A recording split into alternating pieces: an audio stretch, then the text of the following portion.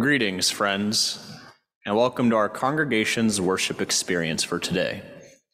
My name is Jacob King, and I am the ministerial intern for this congregation. I use he, him, his pronouns. We have a wonderful worship experience planned for you today. We hope that through this experience, we can demonstrate to you our faith tradition's commitment to building an inclusive and beloved community. Whether you are with us today in body or in spirit, know that you are welcome here.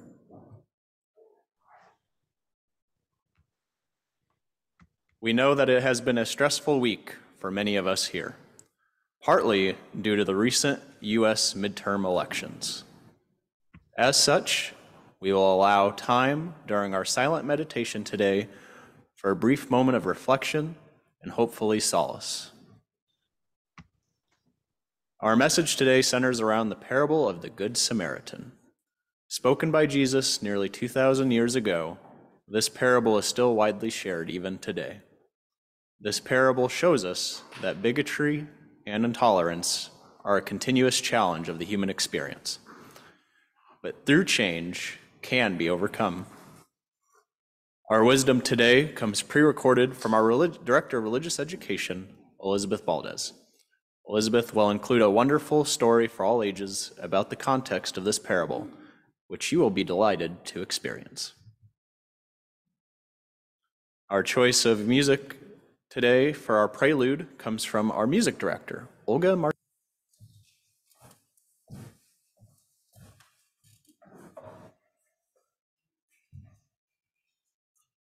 Please join us as we read the words on the screen for our chalice lighting. Welcoming all free speakers of truth and meaning, we gather to excite the human spirit, to inspire its growth and development, to respond morally and ethically to a troubled world, and to sustain a vital and nurturing religious community.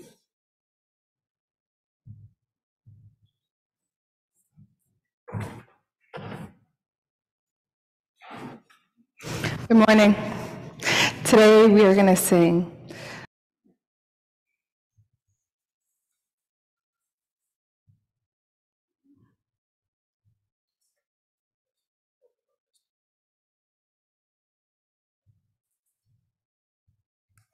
We'll now welcome our Facebook viewers. Thank you for joining us wherever you are. Our spoken meditation and reading for today comes from the Reverend Susan Frederick Gray, current president of the UUA.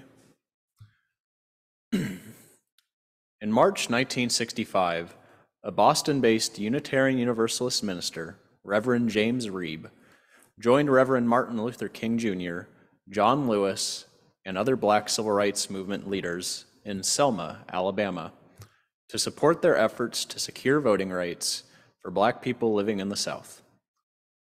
Along with other Unitarian ministers, Reverend Clark Olson and Reverend Orloff Miller, Reeb was attacked by white supremacists. He died a few days later. Just a few weeks later, Viola Gregg Liuzzo, a Unitarian Universalist from Michigan, who also traveled to Selma to support the protests, was shot to death by Ku Klux Klan members as she drove movement supporters to and from the airport. Both Reeb and Liuzzo were inspired by their Unitarian Universalist faith and its commitment to promote justice and equality, including through access to the simple but sacred act of voting. Both are also considered martyrs of the civil rights movement. Our fifth principle affirms the right of conscience and the use of the democratic process within our congregations and in society at large. We as a religious community, at least many of us here, demonstrated this action last Tuesday by voting. Many here also volunteered countless hours supporting actions such as UU the Vote or being poll watchers. As we know, voting and elections can be a stressful event. On this day, which happens to be World Kindness Day, let us take a moment to love ourselves, to embrace a brief period of silent prayer, reflection, or meditation to hopefully provide you some respite. I will begin us with this verse from John 1:5. The light shines in the darkness, and the darkness did not overtake it. From the Christian Scriptures, NRS VUE version.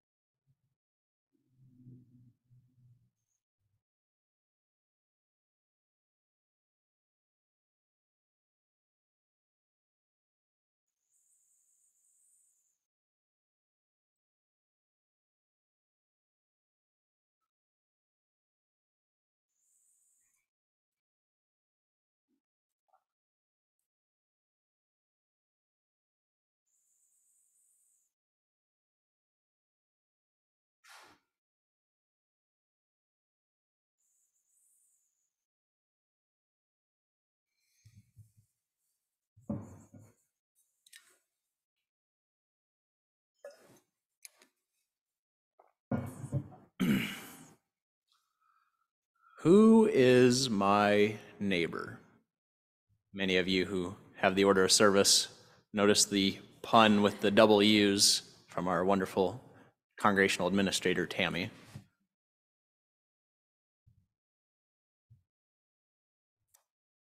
As Elizabeth stated in the wisdom story, Jesus spoke to his followers in parables. Parables are short allegorical stories, often with a moral lesson. Jesus spoke in parables to get an easily understood message across to a wider audience. Our message today centers around one of these parables, the parable of the Good Samaritan. Its timeless message challenges us to change our presuppositions with the proverbial question, who is my neighbor? Who is my neighbor, you might ask? It can be a difficult question for us to answer, but we will examine it today together. As Elizabeth explained within the story, the parable itself was actually a response to a question. Jesus often traveled in large groups, and many detractors also followed along with him because they were wanting to better understand his message or were against his message. One of these experts, called in our modern English translation would come across as a lawyer, but basically someone who deeply understood the religious Jewish law of the time, asked Jesus this question of who is my neighbor? The question started off with an explanation of what is the key to eternal life from their tradition. By asking this question, the lawyer was putting Jesus to a test right then and there. Jesus did not have time to prepare. This was not a sermon response. This was not a written email request or a letter. This would have been a question asked among a crowd of followers and his own disciples.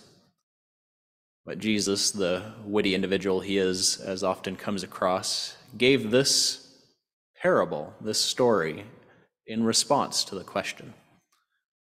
We will now read from the Gospel of Luke, chapter 10, verses 30 to 37. Jesus replied to the lawyer, "A Jewish man was going down from Jerusalem to Jericho and fell into the hands of robbers, who stripped him, beat him, and took off, leaving him half dead. Now by chance a priest was going down the road, and when he saw him, he passed by on the other side. So likewise a Levite, when he came to the place and saw him, passed by on the other side. But a Samaritan, while traveling along, came upon him, and when he saw him, he was moved with compassion. He went to him, bandaged his wound, treating them with oil and wine. Then he put him on his own animal, brought him to an inn, and took care of him. The next day he took out 2 denarii, 2 coins, gave them to the innkeeper, and said, 'Take care of him, and when I come back, I will repay you whatever more you spend.' Jesus asked the man, 'Which of these 3 do you think was a neighbor to the man who fell into the hands of robbers?' The lawyer said, 'The one who showed him mercy.' Jesus replied to the lawyer, 'You have answered correctly. Now go and do likewise.'" Go and do likewise. From the NSR VUE with slight modifications. Go and do likewise. This statement is ambiguously open-ended, is it not? Go and do likewise implies doing something. Go and do likewise implies a challenge to change. But who does Jesus want to change? Jesus, as it appears within the spoken moment, within the context of the story, wants the lawyer to change, specifically the lawyer's mindset on who is their neighbor. Let us return to the text for a deeper explanation of this. Elizabeth went into the story. I will go into the story as well, the parable itself. So we set up the context, right? The lawyer asked Jesus the question. What we just read was the response.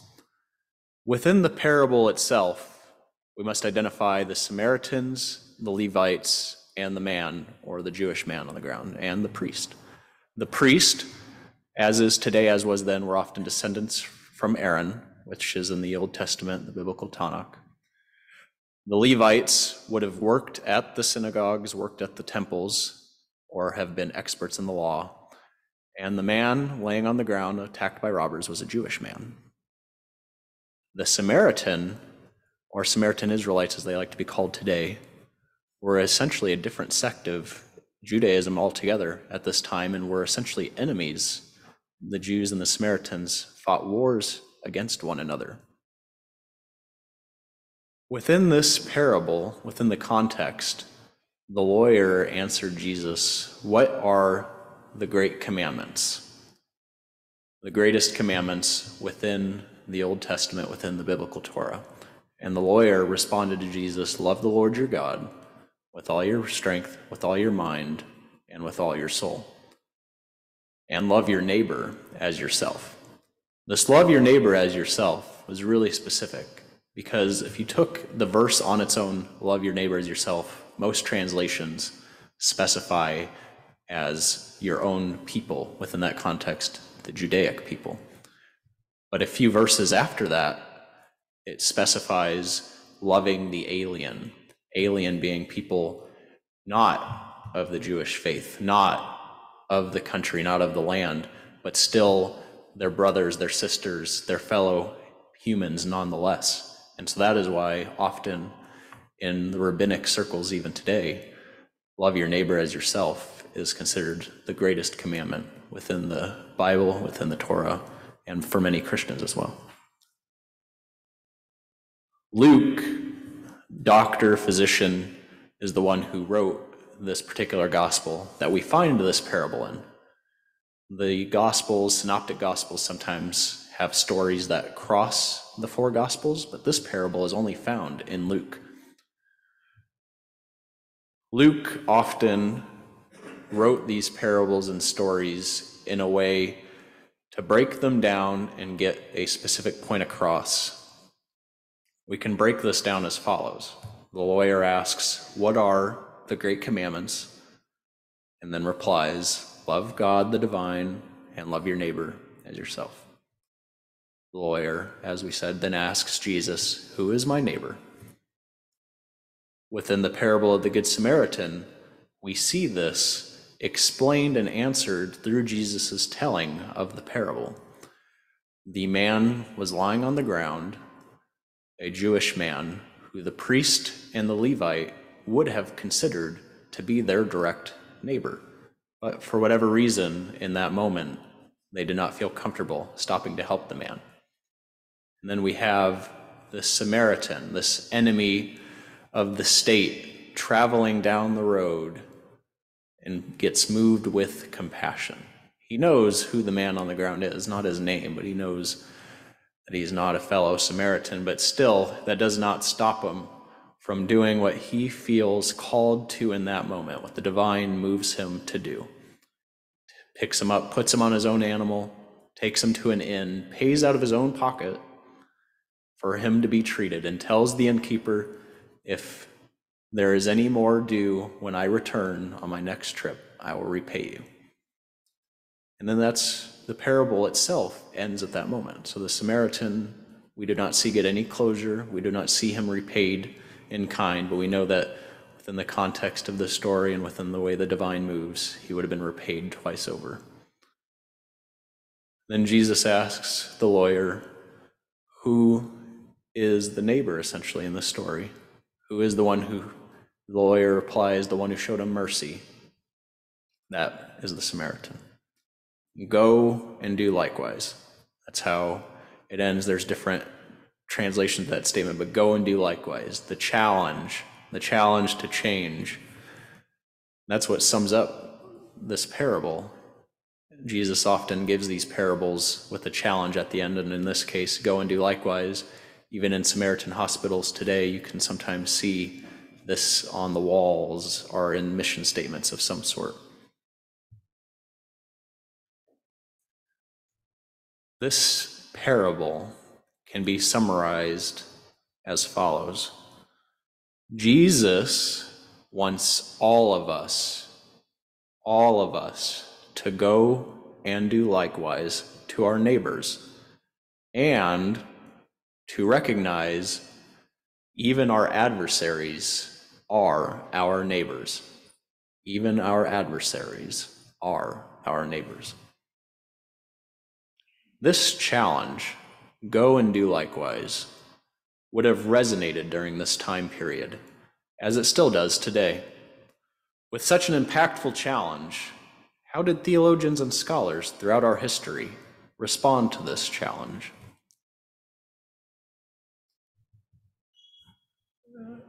In the early evangelical tradition, which evangelical comes from Greek, can be translated as gospel, if you will.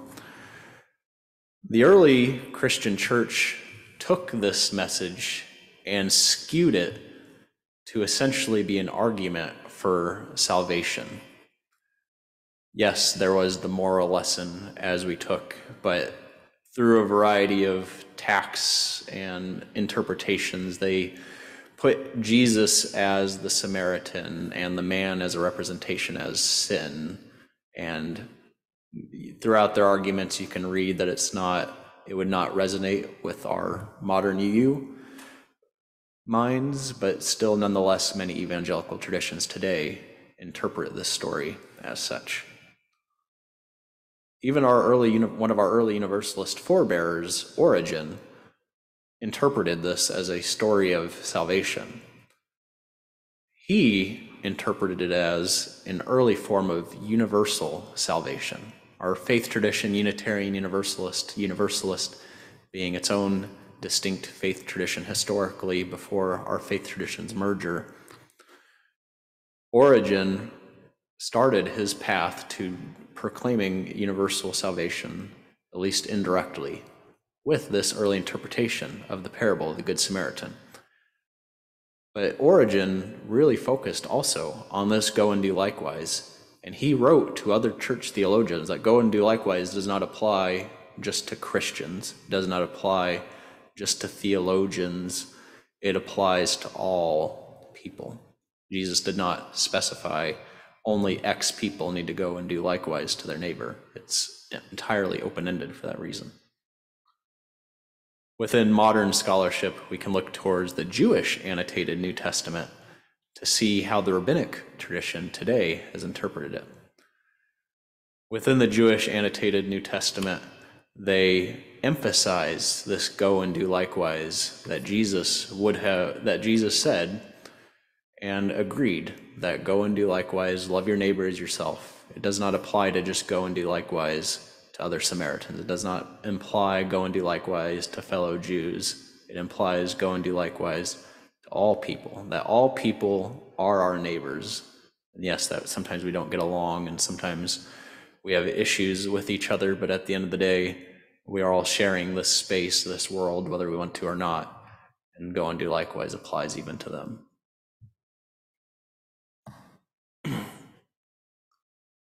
How do we in modern times, so we talked about the history, how do we in modern times, 2,000 years after this story was first told, this story 2,000 years ago, I don't think many of us here were around 2,000 years ago, how do we apply this parable's message to our own lives today?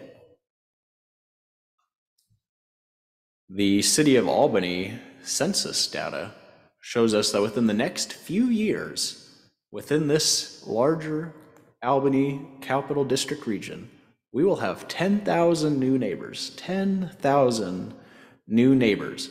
Some of our neighbors might leave, but 10,000 new people in addition to the current number that is already here. What does that look like for Albany UU? Our congregation is here not just for people in this room, we're here for the community as well. building beloved community, inclusive community, our mission, our statement that all are welcome here. A few years ago, some of you may remember, this was before my time, but Albany UU made a commitment and asked the question, what does it mean to be a good neighbor? And it really deliberated what that means. I mean, because it seems so easy, right? You have good neighbor, oh, it just means good, but then you have to ask that follow-on question, well, who is the neighbor? Is the neighbor the people that live right next door to me? Are the people that are my neighbor people that don't live right next door to me? This commitment, the response to this question of what does it mean to be a good neighbor, this congregation made a commitment to welcome everyone. Welcome everyone. It doesn't say welcome X person, not welcome X person. Everyone means everyone.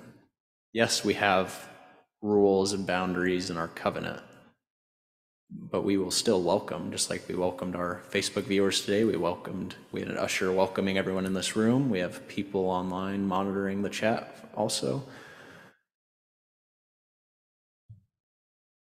But it's a challenge. This parable is a challenge. It's not an easy challenge by any means. None of it is. Perhaps at this point of our lives, we are not yet ready to be like the Samaritan.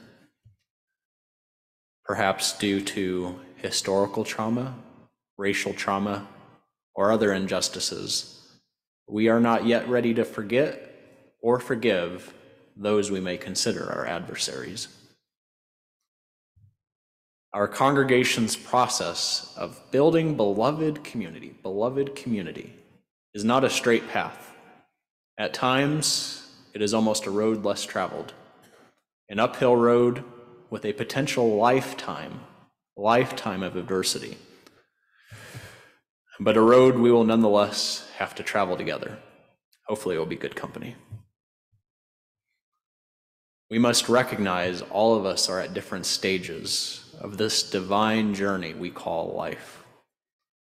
If we are not yet ready to become the Samaritan, to become like the Samaritan, maybe we can take the small but crucial step to challenge and change ourselves. To change ourselves, we must act not like the Levite or priest did in this parable, but to act like they should have. We must have the courage to change ourselves, to have the courage to hold ourselves accountable, and to have the courage to do the right thing to the best of our own precious, diverse, and beloved abilities.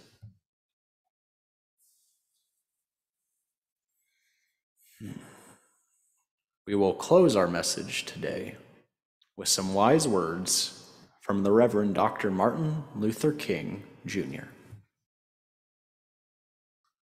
The first question which the priest and the Levite asked was, if I stop to help this person, what will happen to me? But the Good Samaritan reversed the question, asking, if I do not stop to help this person, what will happen to them? What will happen to them? May it be so.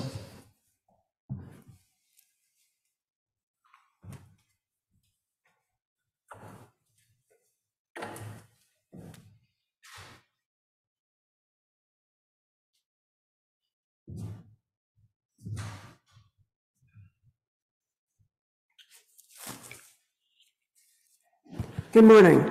I am Sigrun Newell, and I am the service associate today.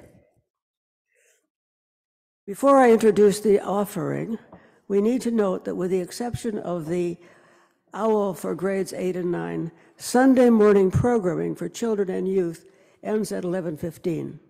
If you have children in pre-K through 5th grade, please pick them up from their classrooms. Older kids will be released on their own at 11:15. Please feel free to leave the service when it's time to pick up your children. An important way we celebrate life each Sunday is by offering an opportunity to practice generosity. Members and friends support our congregation with an annual pledge played throughout the year. Another way to support the good work of this congregation is by making a generous contribution as we pass the plate, or via one of the options shown on the next slide.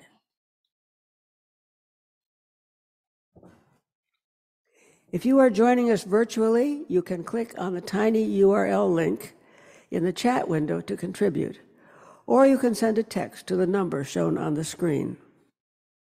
The examples on the slide show you how to label your text to indicate the amount and purpose of your gift.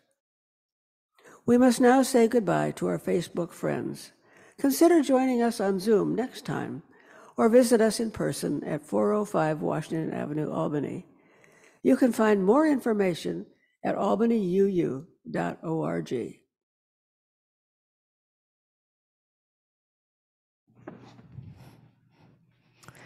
Today's offertory is with my own hymn by Ben Harper, but it's played by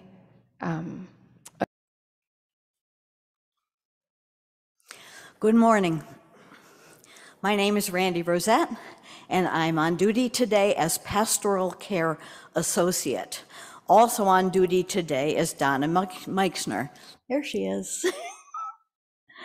If you have a need for a compassionate listening ear, please look for one of us after the service to speak with us one-on-one.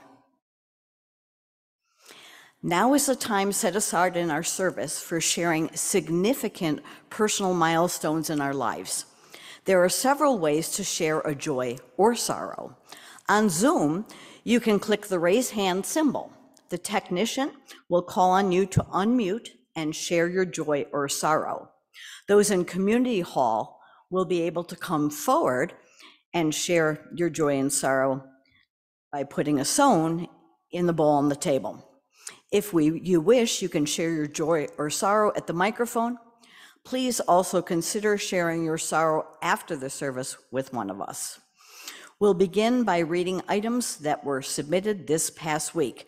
That will be followed by spoken joys and sorrows on Zoom, and finishing with any joys and sorrows to be shared from Community Hall. Chris, were there any submitted joys and sorrows? There are two. We'll start with Elizabeth Baldus, who let us know that her brother-in-law was seriously hurt in an e-bike accident and now faces a long and complicated recovery. We are very concerned for him, yet also thankful it wasn't worse. And from AJ Muniz, she lets us know that she is trying to find health, and she is currently admitted at AMC for a possible biliary duct obstruction. Prayers and thoughts are welcomed. So are there any people on Zoom who would like to raise their hand and share?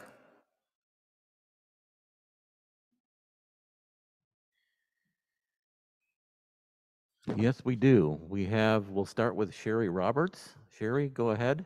Thank you. I'm Sherry Roberts, and I have a sorrow and a joy. The sorrow is that I've struggled with depression recently, and I've been less engaged in my communities. And the joy is that I'm feeling much better, and I'm hoping to re-engage with my Albany UU family. Great, thank you.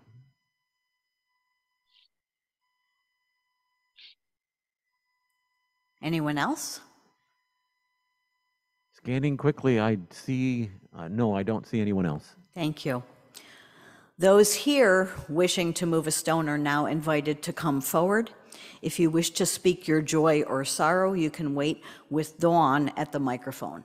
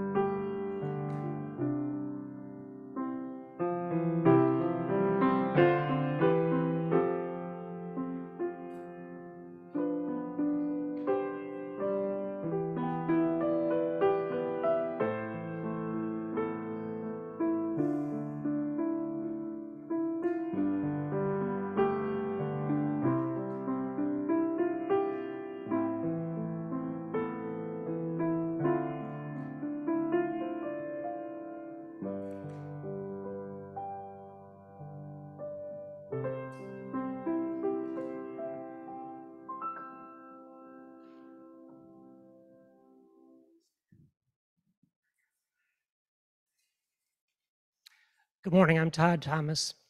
A decade ago, my mother remarried after my father's death to a gentleman named Gene. And we learned this week, Gene, who has 6 children about my age, one of them died by suicide. So my mother and Gene, both in their 80s, are dealing with this terrible trauma.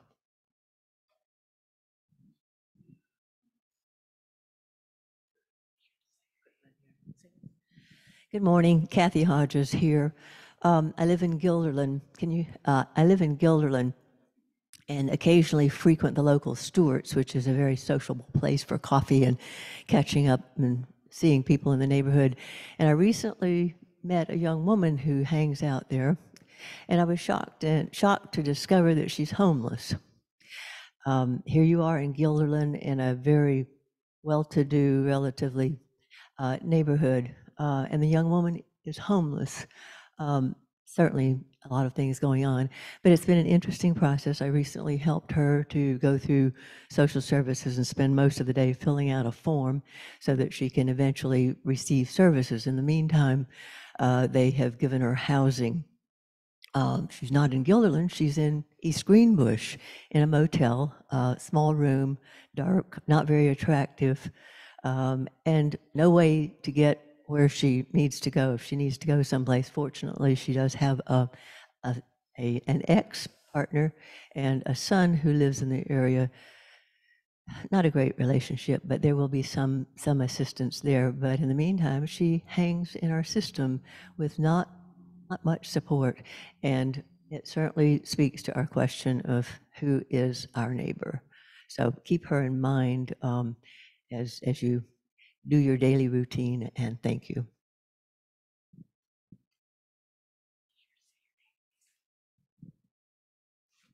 Hi, I'm Michael Crowell. I'm just thankful that we're able to get together here in person after what sometimes seemed like a time that wouldn't end, and have beautiful music thanks to the lovely Olga, our new music director. I'm glad to be here. Hi, my name is Hugh Johnson. I'm here to share a memory, a good one in a way.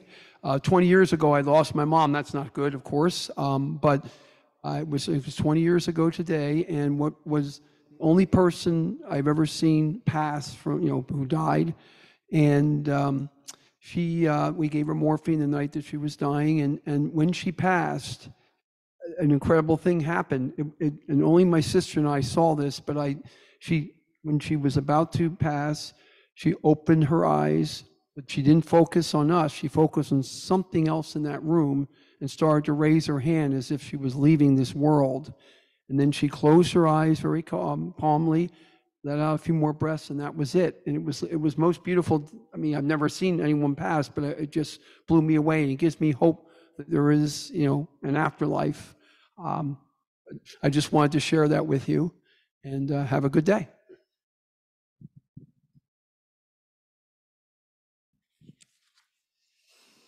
I'm Carol Button. I'm probably going to get killed for this, but it is Ed Hancock's birthday today. So I'll just go take care of the repercussions from that.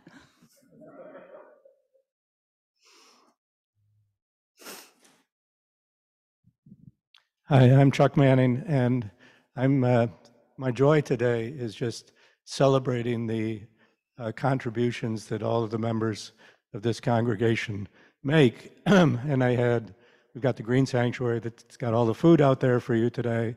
And also, I'd like to celebrate Betsy Wright, because she's looking at me now, because she keeps records, as you may know, of all of the joys and sorrows, but she's also very good at English. And I wanted to point out that in the order of service today, it says that the renewal, the forum that the Green Sanctuary is sponsoring, you could interpret that to think that it would be at the Empire State Plaza.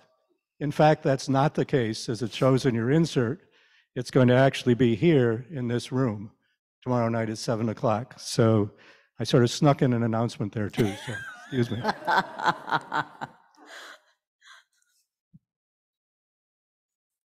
My name is Laura, and as the topic is good neighbors, I want to share 2 instances of people being good neighbors.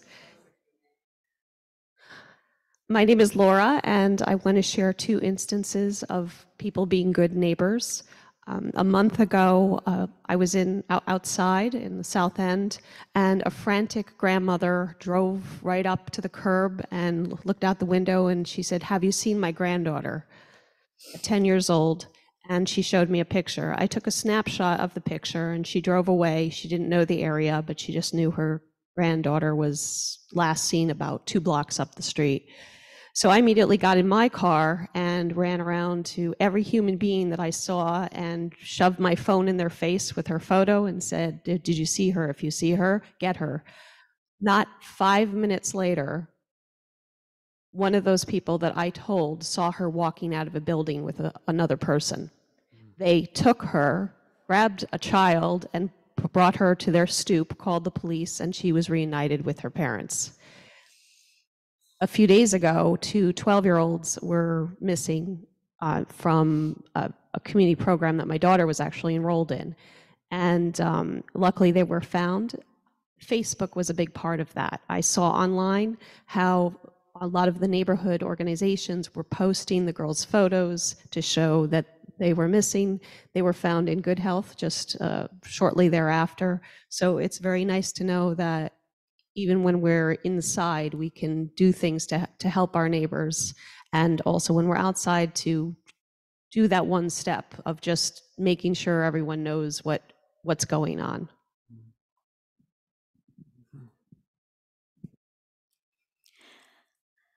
As I select a stone on behalf of those joys and sorrows that are left unspoken, let us hold all that we've heard and felt in our hearts.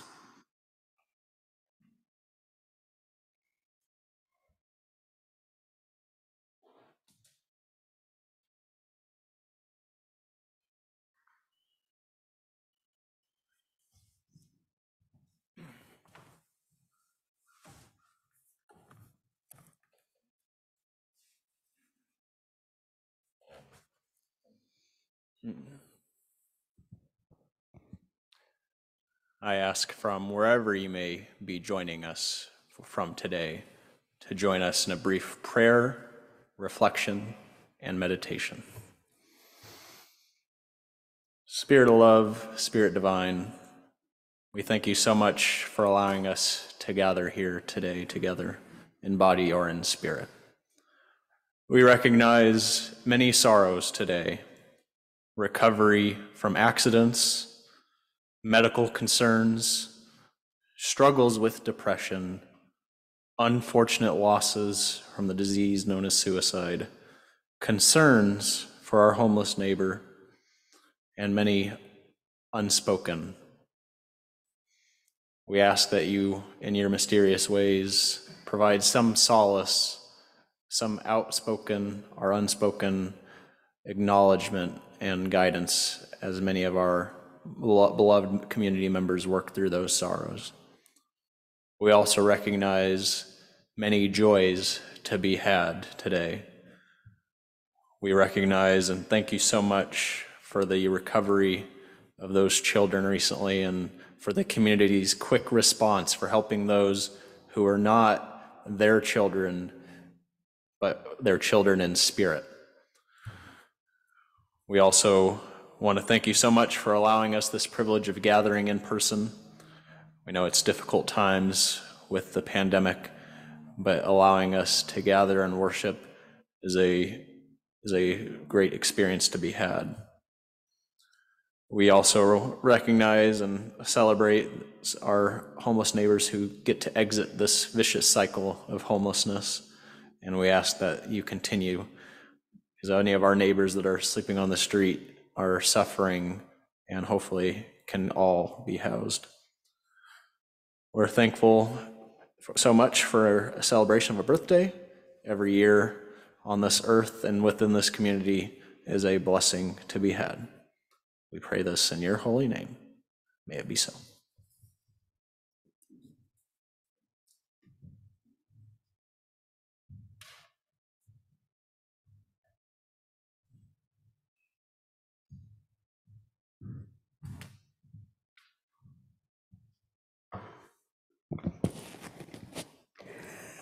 We'd like to get to know guests and visitors to our service.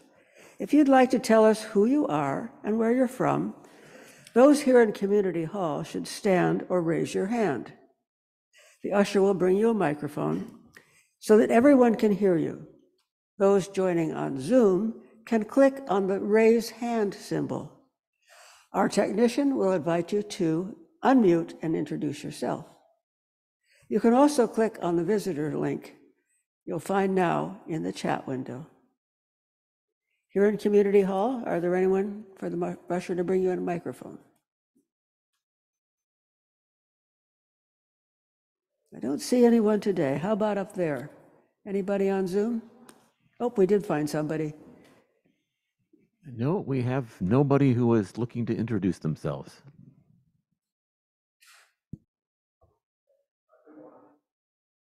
Take off your mask, please.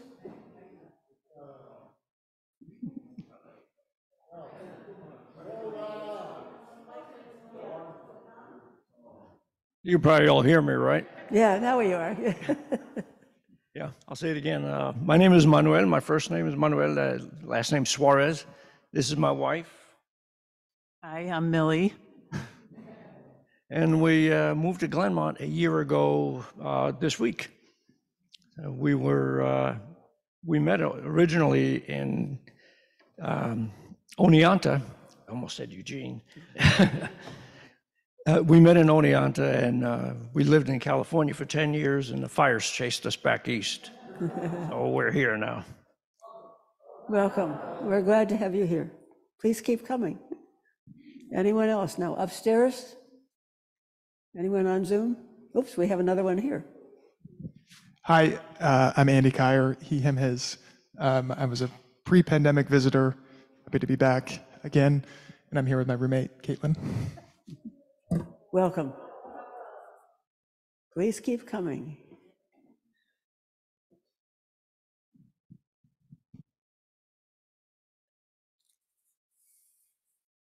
Thank you, and welcome to all who have joined us today. If you'd like to learn more about our congregation or Unitarian Universalism, you can stop by the table in the lobby. On Zoom, you can find the participant window, someone with welcome before their name. You can reach out to that person in the chat window.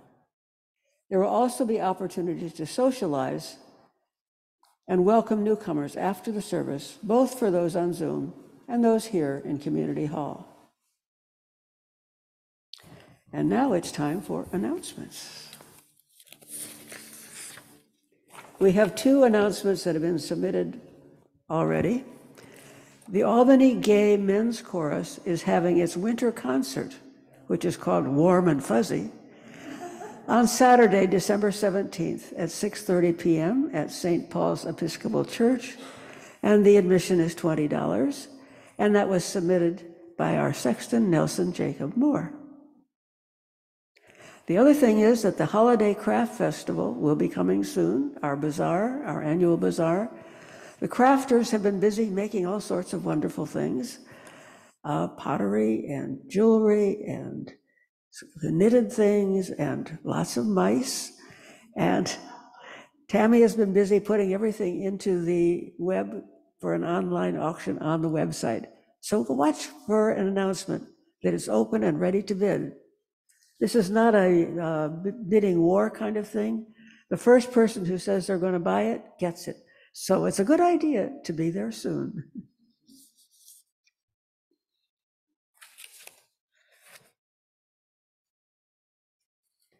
I also draw your attention to the announcements in the order of service, and that will be shown on the screen later.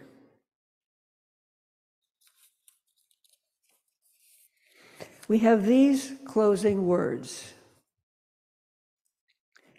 We need small harbors of the soul where we can slip out of the sea to wait a moment and be whole. A book, a poem, a song may be enough. Some exercise, a walk, a time of solitary labor, a dog, a cat, a garden, a talk shared with a passing friend or neighbor, sometimes the merest human touch. A silent prayer is such a place. Small harbors, maybe nothing much, but they have a saving grace.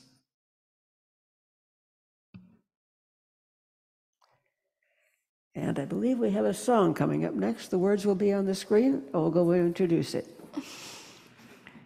Our closing song today, is Won't You...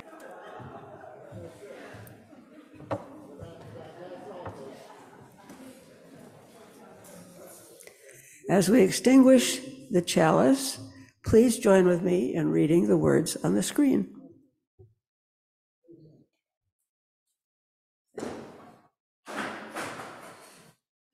We're waiting to get some screen words here. There. We extinguish this flame, but not the light of truth, the warmth of our community, or the fire of commitment. These we carry in our hearts until we are together again.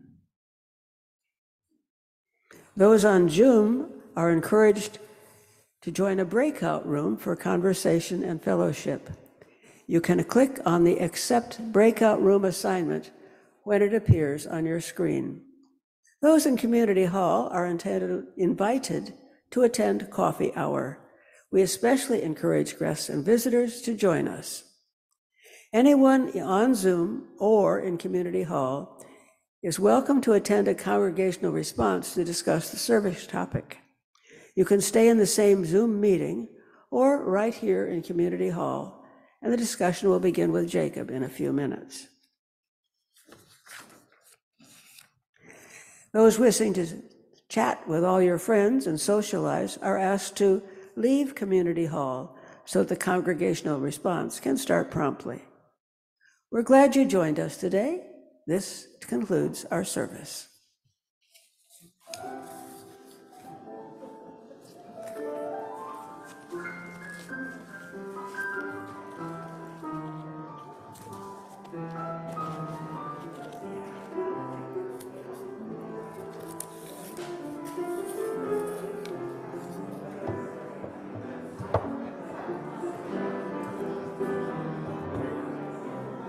All done, but we made it all happen smoothly.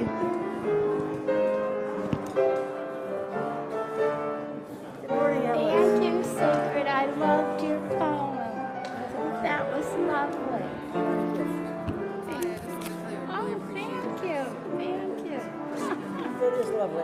It was I've read it so many times. I send it to people. I love it. Thank you very much. I'll treasure it. Great.